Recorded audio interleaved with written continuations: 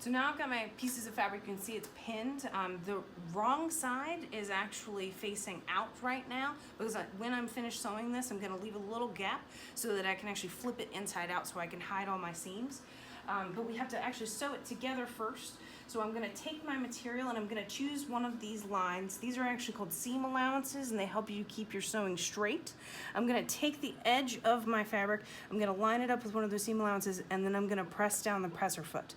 Now before I do that, I do need to take out any pins so I don't sew over them, because if I do that, it's very likely I'll break the needle, which is mostly inconvenient. It can be dangerous because the needle can actually pop out at you, but again, it's just mostly inconvenient because you then have to change the needle. Now what I'm going to do is I'm going to come forward a few stitches, and then I'm going to press my reverse button here and hold it down, and then I'm going to go back a few stitches.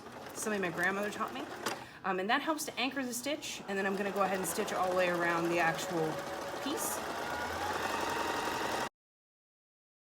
Again, stopping anytime I come to a needle so that I can take it out.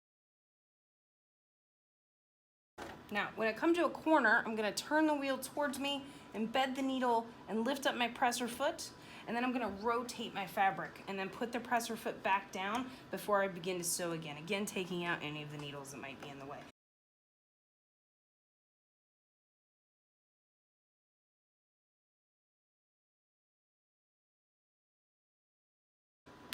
Okay, so let's say that something doesn't go well and you want to actually fix it. You saw how my fabric started to get a little bit off to the side.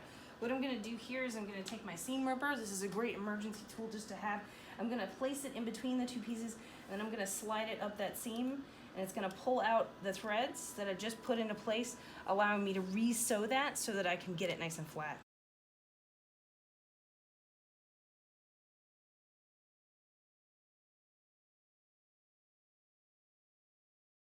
Now, I've reached the edge. I need to leave a little gap so I can flip this inside out. So basically here I need to back stitch to make sure my stitches don't come out. And then I'll come forward again, lift this up.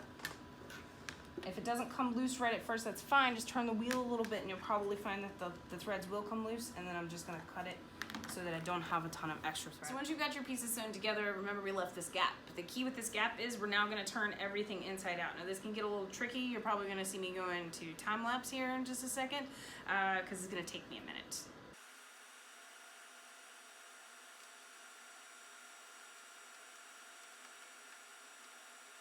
Once you've got it flipped inside out and you're happy with the corners, you can go ahead and start filling it with any kind of filler material. I've got some polyfill here.